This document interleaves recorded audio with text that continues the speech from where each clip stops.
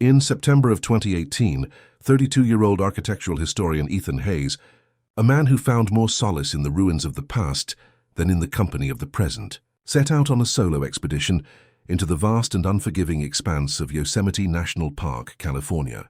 He was supposed to be gone for 1 week, a journey to document and photograph the forgotten gold rush cabins that dotted the park's backcountry. 4 years later, in October of 2022, when two climbers straying from a main route discovered his remains on a nearly inaccessible rock ledge, the investigation into his disappearance revealed something that defied any rational explanation. What was left of his skeleton was surprisingly intact, but the detail that transformed a tragic cold case into a national nightmare was the laminated Yosemite map pinned to his thoracic cavity with a sharpened piece of bone. In the center of the map, over the very location where his body lay, a crescent moon symbol had been drawn with a dark, desiccated substance. A substance that forensic analysis would later reveal was an impossible blend of human and canine blood. Ethan Hayes lived in a small, book-lined apartment in San Francisco's Richmond district. He worked as a historical consultant for an architecture firm, a job that paid the bills, but did little to ignite his passion. His true life's work was in the stories told by decaying structures, the forgotten homes, abandoned mills, and derelict cabins that held the echoes of lives lived and lost. Colleagues at the firm described him as meticulous, quiet, and intensely focused. His life seemed ordinary on the surface, but those close to him knew he was carrying the deep wound of professional failure. His manuscript, a comprehensive study on the lost architecture of pre-earthquake San Francisco, had been unceremoniously cancelled by its publisher just 3 months prior, citing a lack of commercial appeal. The rejection had been a foundational blow, leaving him feeling as obsolete as the buildings he studied. The Yosemite trip was his attempt to rebuild. It was a project entirely his own, unburdened by deadlines or marketability. He sought something solid and enduring in the weathered wood and fractured stone of the 19th century miners' cabins. His sister, Chloe Hayes, 2 years his junior and a park ranger in the Rocky Mountains of Colorado, was his closest confidant. She understood his need for the wild, but also its inherent dangers. They spoke on the phone the night before he left, and she could hear a renewed excitement in his voice, a vibrancy she hadn't heard in months. "I'm going to find the ghosts of California, Chloe," he had told her, his voice crackling slightly over the line.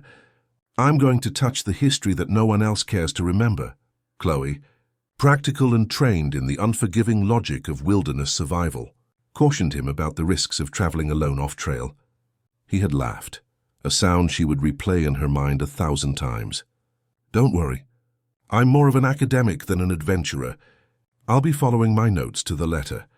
In the weeks leading up to the trip, Ethan had prepared with the obsessive precision that defined him.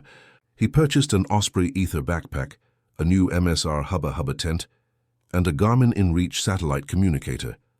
He spent hours at the Bancroft Library at UC Berkeley, cross-referencing old survey maps with historical park archives, creating a detailed itinerary that marked potential cabin sites and campsites with precise GPS coordinates.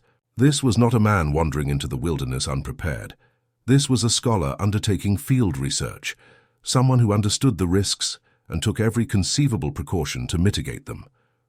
The night before leaving, during that final call with Chloe, she had asked him if he was sure about going alone. "Yes," he replied, a note of finality in his tone. "I need the quiet. I need to be the only voice I hear for a while." There was a pause, then he added almost as an afterthought, "Maybe I'll finally hear what the old stones have to say." Those were the last words Chloe Hayes would ever hear from her brother.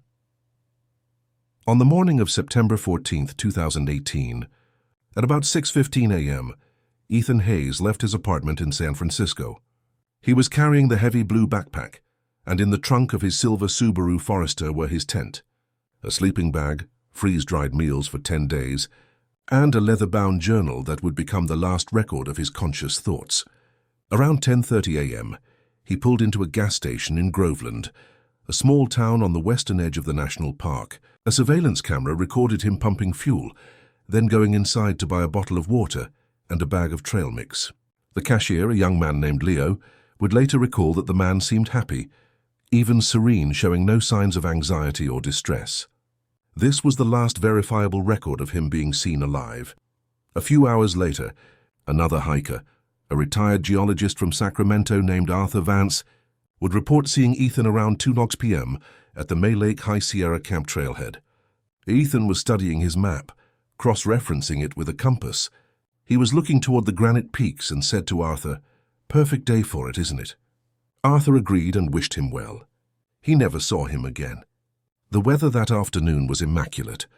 The sky was a brilliant, cloudless blue, a stark and violent contrast to the horror that was set to unfold beneath the canopy of giant sequoias.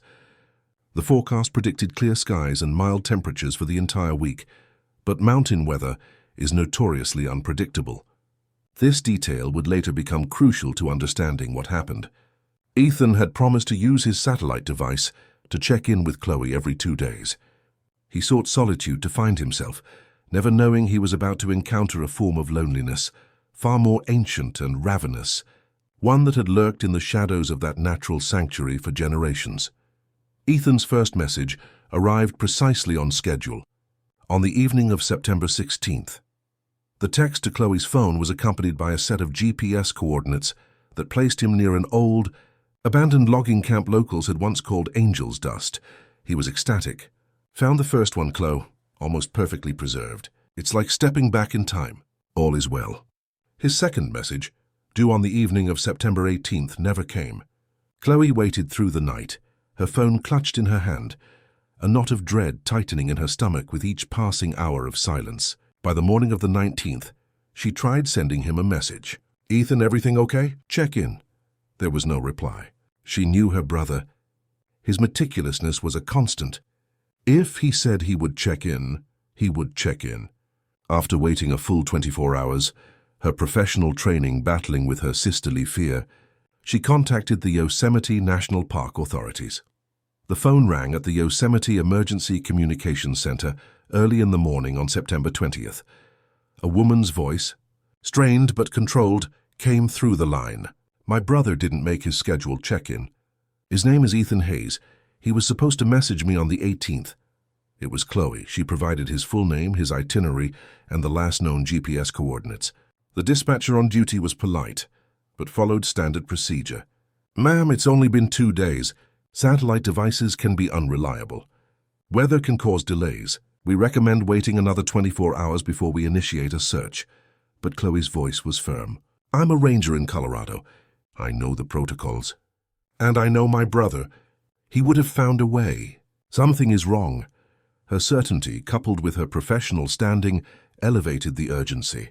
The case was passed to Chief Ranger David Kenner, a pragmatic, weathered man just a few years from retirement, who had overseen dozens of search and rescue operations. He recognized the gravity in the sister's voice. He authorized a hasty team to mobilize at first light. On the morning of September 21st, the first search team arrived at the trailhead. 10 rescuers, 2 canine units, and Chief Ranger Kenner himself. They started down the trail that Ethan was supposed to have taken, their boots crunching on the dry pine needles. The air was still and cool, and the granite domes of the high country loomed over them like silent gray titans. For the first few hours they found nothing. One of the dogs, a German shepherd named Zeus, briefly picked up a trail but lost it near a fast-moving creek. "Scent wash," the handler explained to Kenner. "We'll have to circle back and try from the other side." But in the early afternoon, they came upon Ethan's last known coordinates. And there, in a small clearing a few hundred yards from the remnants of the Angel's Dust camp, they found his tent. It was perfectly pitched, the green nylon pulled taut. Inside, his sleeping bag was rolled up neatly. His cook set was clean and stowed in its bag. Here it was the camp of a man who expected to return. There were no signs of a struggle, no evidence of an animal attack. But Ethan's backpack, his food supplies, and his satellite communicator were gone. The only thing out of place was his leather-bound journal, left open on a flat granite boulder nearby. The last entry was dated September 18th. The script, usually so neat and measured, was a frantic, sloping scrawl. It was chilling. "Hear something moving outside. Doesn't sound like a bear. It's big and it walks like a man, but it breathes like a wolf.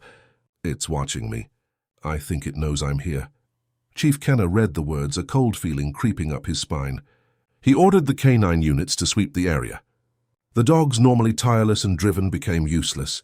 They picked up a scent trail leading away from the campsite, following it for about 100 yards into a dense thicket of manzanita. Then they stopped. All of them.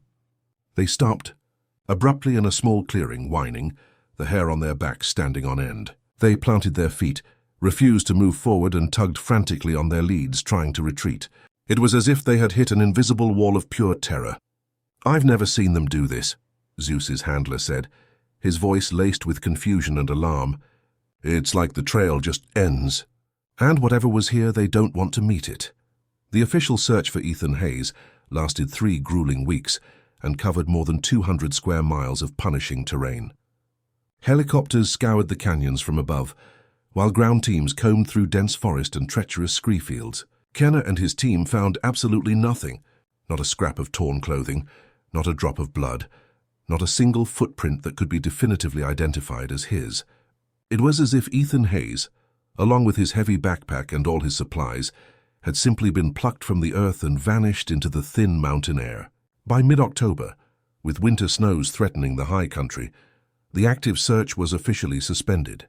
The case went cold, another name added to the unsettlingly long list of people who walk into America's national parks and are never seen again.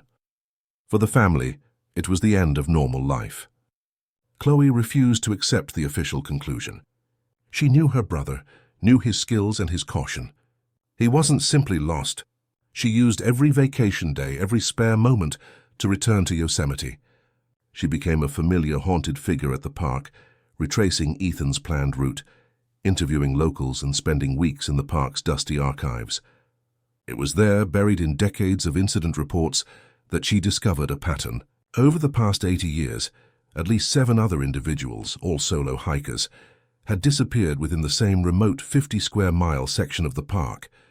And all of them had vanished during the last week of September, within days of the full harvest moon.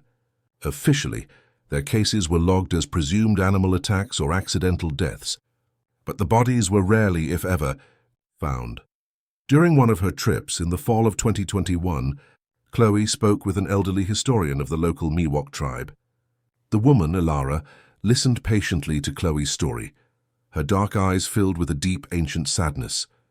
When Chloe mentioned the pattern of disappearances around the harvest moon, Ilara nodded slowly. She spoke of a legend, one the modern rangers dismissed as folklore. She told of a guardian spirit of the mountain, a being that was both man and beast, born of the land itself. It did not tolerate intruders in its most sacred territories, especially during the Tulene, the harvest blood moon of September. "It is not evil," Ilara explained, her voice a low whisper. "It is a protector. But its protection is absolute and its judgment is final. It cleanses the mountain of those who do not belong." 4 years of silence passed. The case of Ethan Hayes had become a ghost story whispered among park employees, until October 12, 2022, when 2 rock climbers from Oakland, seeking a new route up a remote granite face, found him. They were miles off any designated trail, in a section of the park so rugged it was rarely visited. On a high, windswept ledge, they found what remained of a human skeleton. The scene was meticulously arranged, almost ceremonial. The map pinned to the chest was the first physical evidence in nearly a century of disappearances that pointed not to an accident or an animal, but to a thinking, intelligent agent, or something that mimicked one. The discovery reopened the case with explosive force. The FBI was called in from Sacramento. Chief Ranger Kenner, now just a year from a retirement he no longer looked forward to, was pulled back into the one case that had truly haunted him. The forensic analysis of the crescent moon symbol on the map shocked everyone. The lab report came back with a note from the chief geneticist. The sample contained a perfect, unexplainable overlay of 2 distinct DNA profiles. One was human. The other belonged to Canis lupus, the gray wolf. They were not mixed. They were integrated, a genetic chimera that, according to the scientists, should not exist in nature. Kenner, armed with this impossible evidence and Chloe's research into the historical disappearances, began to look not at the park's millions of annual visitors, but at the handful of people who called it their permanent home. His attention eventually settled on one man, Silas Croft. At 68 years old, Silas was a part-time trail maintenance volunteer and seasonal fire lookout who had worked in Yosemite for over 40 years.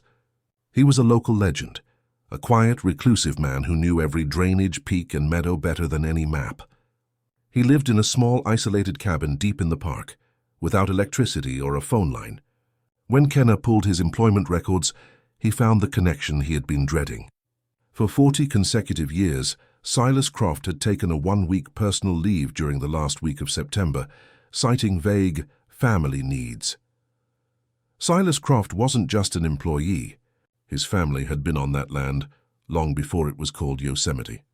They were 19th century homesteaders who had refused to leave when the federal government established the park, their small plot of land grandfathered in. The curse was not something Silas had acquired. It was his inheritance, a dark genetic legacy passed down from father to son for generations. He was the keeper of a terrible secret, the living embodiment of the Miwok legend. In his own fractured mind, he was not a murderer. He was a protector, the park's true and final guardian. He believed he was culling those who ventured too deep, who disrespected the sacred places that only he knew, the places where the veil between worlds was thin. He remembered Ethan Hayes. He had watched him from a distance, in his human form, for 2 days before the attack. He saw the reverence with which Ethan treated the old cabins, the gentle way he documented their decay. For a moment, Silas had felt a kinship, a flicker of recognition for a man who also loved the park's silent history. But on the 3rd night, Ethan made a fatal mistake. Following his old maps, he had made camp less than a quarter mile from a shallow cave set into a granite cliff, the very cave where Silas had been born, the site of his own first agonizing transformation decades earlier. When the harvest moon rose that night, the territorial imperative of the beast overwhelmed any remnant of human empathy. The map, the bone, the blood sigil, they weren't trophies of a kill. They were a ritual, a tombstone and a warning. It was the desperate attempt of the man inside the monster to communicate the grim order that governed his murderous chaos. The final piece of the puzzle came from Chloe Hayes. In her relentless search through county archives, she unearthed an old land deed from 1888, transferring the Croft family property from Silas's great-grandfather to his grandfather. It was signed with a wax seal bearing the faint but unmistakable imprint of a crescent moon. She immediately sent a photo to Kenna. It was the proof he needed. It was the sigil from Ethan's chest. With that evidence, Kenna secured a federal warrant for Silas Croft's cabin. The team moved in at dawn. What they found inside was a sanctuary of pain and containment. Heavy, hand-forged iron chains, inlaid with what looked like tarnished silver, were bolted to the cabin's thick timber walls. Scorch marks and deep gouges scarred the floorboards around them. On a small hand-carved bookshelf sat a stack of weathered journals, detailing over a century of one family's agonizing struggle against the moon hunger. And in a locked wooden chest, they found a collection of small personal artifacts, a compass from a hiker who vanished in 1982, a silver locket from a botanist who disappeared in 1995, a single eagle feather tied with leather from another victim. They were not trophies, they were memorials. But Silas was not there. A pot of coffee on the wood stove was still warm. He knew they were coming. The final confrontation occurred on the night of the next full moon. Using thermal imaging from a helicopter, they located him atop Sentinel Dome, a massive granite monolith that offered a panoramic view of the valley. Kenna, along with a dozen FBI tactical agents and park rangers, cornered him. The moon was rising, a perfect luminous orb cresting over the Sierra peaks. Kenna called out his name, his voice echoing in the cold night air. "Silas, it's over." The old man turned, his face a mask of anguish. "You don't understand," he rasped. "You have to leave. It's not safe." Then the transformation began. It was not a cinematic explosion of fur and fury, but a horrifying biological deconstruction. It was the sound of bones breaking and relocating, of cartilage tearing and reforming under stretching skin. The agents, men who had faced gunfire and hardened criminals, stood frozen by a primal fear. The creature that rose to its full height was not a four-legged wolf. It was a bipedal nightmare, nearly 9 feet tall, a horrifying fusion of man and beast, an abomination of muscle and claw, its eyes glowing with a cold yellow light. In the chaos of the battle that followed, amidst the flashes of gunfire and the creature's deafening roars that echoed across the valley, Silas was mortally wounded. He collapsed to the granite floor, and as he lay dying, his body slowly, painfully reverted to the form of the old, withered man. He looked up at Kenna, who stood over him. There was no rage in his eyes, only a profound, soul-deep weariness and a flicker of gratitude. His last words were a choked whisper. "It's free." The aftermath was swiftly contained under a blanket of national security. The official story released to the public was that Silas Croft, a reclusive park employee suffering from severe lycanthropic delusion, was a serial killer responsible for multiple disappearances over several decades.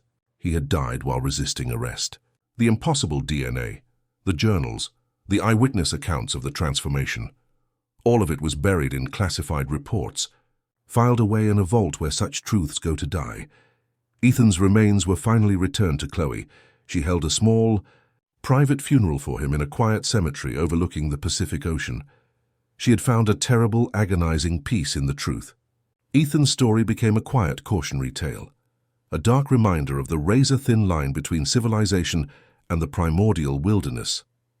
Today, the entire 50-square-mile quadrant of Yosemite, where Ethan disappeared, is permanently closed to the public. The official reason cited as unstable geological hazards, but the older park rangers, the ones who were there, the ones who know the real story, look at the September harvest moon differently now. They know that Yosemite is a place of breathtaking beauty, but that beauty was paid for in part with blood. Ethan Hayes went looking for history, and in the most brutal way imaginable, he became part of it, a silent, final chapter in the long, dark legend of the mountain, a testament that not all monsters are myths. Years later, the park has mostly returned to its version of normal. Tourists hike the trails, marveling at the waterfalls and the granite cliffs, unaware of the impossible events that transpired in the park's deep heart. A small, unassuming bronze plaque has been placed at the May Lake trailhead in memory of all those lost in the wilderness. It reads, "May they find peace in the wild beauty they loved." Hikers stop, read the words, and continue on, not knowing that beneath the official story lies something much darker. On quiet nights, when the moon is full and the wind sighs through the sugar pines, rangers sometimes report hearing a lone, mournful howl echoing from the closed-off northern quadrant. They file the reports, but nothing ever comes of them. The Park Service maintains it's a gray wolf, recently reintroduced to the area. But the rangers who have been there the longest, the ones who remember the name Ethan Hayes, aren't so sure. Ethan Hayes came to Yosemite seeking the ghosts of the past. What he found instead was proof that some hungers are stronger than human will, that some curses are carried in the blood, and that in the deep places where civilization ends, older, more savage rules still apply. The forest keeps its secrets, and sometimes those secrets have teeth. Deep in the backcountry, on that high, wind-scoured ledge where no human is ever meant to tread again, a single scuffed hiking boot still lies half-buried under a season of pine needles. No one has found it. Perhaps no one ever will, but on nights when the moon rises full and bright, if you were brave enough or foolish enough to be in that place at that time, you might hear the echo of a story carried on the wind. And you might understand, finally, why some people who walk into the woods never come home.